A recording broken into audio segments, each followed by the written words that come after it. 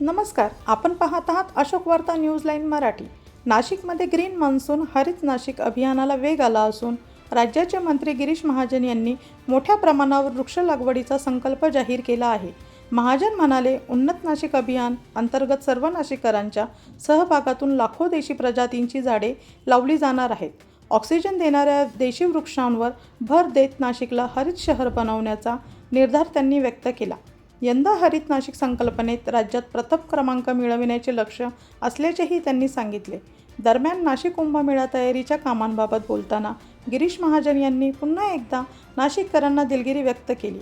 कुंभसाठी तब्बल 7 ते 8 हजार कोटी रुपयांची विकास कामे सुरू असून काही काळ वाहतूक आणि नागरिकांना त्रास होणार असल्याचेही त्यांनी स्पष्ट केले। कॅनॉल रोड, मायक्रो सर्कलसह विविध ठिकाणी दर्जेदार कामे युद्ध पातळीवर सुरू असून कामाच्या गुणवत्तेत कोणतीही तडजोड केली जाणार नाही असेही त्यांनी सांगितले। पावसामुळे काही अडचणी येत असल्या तरी सर्व यंत्रणा मैदानात उतरली असून भविष्यात नाशिककरांना याचा मोठा फायदा होईल असा विश्वास त्यांनी व्यक्त केला।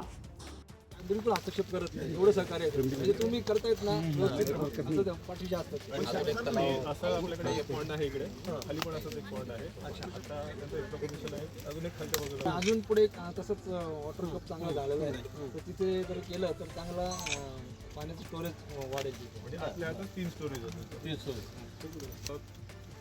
40 ते 50 हेक्टर आहे पूर्ण। हा प्रायची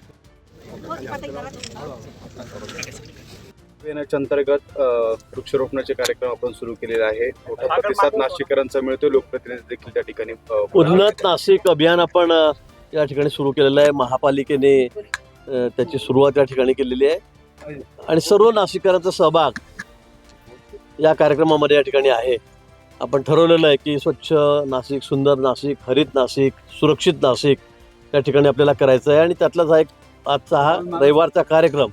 गेल्या रविवारी आपणही बघितलं, आपण जवळपास 5000 वृक्ष लावली होती। आता आज सुद्धा 5000 वृक्ष लावण्याचा संकल्प आपला या ठिकाणी आहे आणि आपण वलराईमध्ये आलेलो आहे की फॉरेस्ट डिपार्टमेंटचा हा डेपो या ठिकाणी आहे। त्यांची जागा आहे, जवळपास 125 एकर जागा आहे आणि आपण बघतायत सगळं अतिशय दाट फॉरेस्ट आहे। पण ही जी झाडं या दिसत आहेत ती विदेशी आहेत, सुरुवातीपासूनची आहेत आणि ती हळूहळू आता कमी होत चाललेली आहे। म्हणून आपण बघितलं असेल की इथे जवळपास 75% झाडं ही देशी प्रजाती झालेली आहे। वड आहे, पिंपळ आहे, लिंब आहे, असे अनेक प्रकारचे जे उपयुक्त असे झाडं आहेत पशुपक्ष्यांनाही आपल्यालाही ऑक्सिजनसाठी।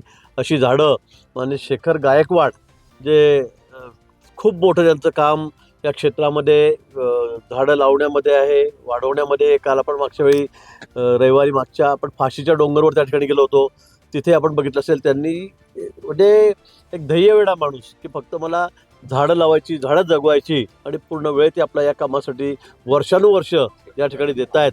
आणि आपण बघितलं असेल की या ठिकाणी सगळी झाडं आता देशी प्रजातीची उभी राहिलेली आहेत आणि आपण संकल्प केलेला आहे की आपल्याला लाखामध्ये झाडं लावायची आहेत, हजारामध्ये नाही।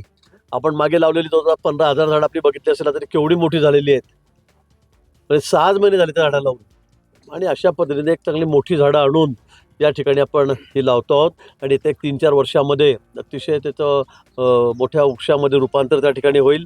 आणि आपण जे म्हटलेलं आपली जी संकल्पना आहे ग्रीन मान्सून आणि हरित नाशिक, यासाठी मला असं वाटतं की त्याची सुरुवात आपण केलेली आहे आणि सर्व नाशिककर, सर्व लोकप्रतिनिधी तर आहेतच, महापौर आहे, महापालिका आहे, सर्व लोकप्रतिनिधी त्यामध्ये आहेत, सगळे नगरसेवक या ठिकाणी आहेत, सगळ्यांनी सहभाग यामध्ये नोंदवलेला आहे। मला वाटतं येणाऱ्या 1-4-5 वर्षामध्ये त्या नाशिक शहरामध्ये अतिशय ग्रीन नाशिक म्हणून निश्चित आपल्याला पहिल्या नंबरचा अवॉर्ड मिळायला काही हरकत राहणार नाही, अशी परिस्थिती आपण या ठिकाणी निर्माण करतोय। रस्ते खड्ड्यांमध्ये लोक पडतायत, काही जणांचा जीव रस्ते खोदलेले आहेत। आता पाऊस पडतो आहे, काय होणारच आहे, पाऊस पडल्यावर तर रस्ते खोदलेले आहेत तर त्या ठिकाणी त्रास होणार आहे। मी पुन्हा दिलगिरी व्यक्त करतो नाशिककरांना, पुन्हा मी आवाहन करणार आहे, विनंती करणार आहे की थोडा त्रास सहन करावा लागेल। पण आता या पावसाळ्यानंतर आपल्याला कधीही 25-40 वर्ष तुम्हाला गारा, चिखल, खड्डे हे प्रकार दिसणारच नाही। तुम्ही कामाचा दर्जा बघतायत, किती दर्जेदार काम त्या ठिकाणी होतंय, तुम्ही त्याचे साक्षीदार आहात। तुम्हाला कुठे काही चुकत झालं तर तुम्ही सांगा की हे चुकीचं चाललंय म्हणून।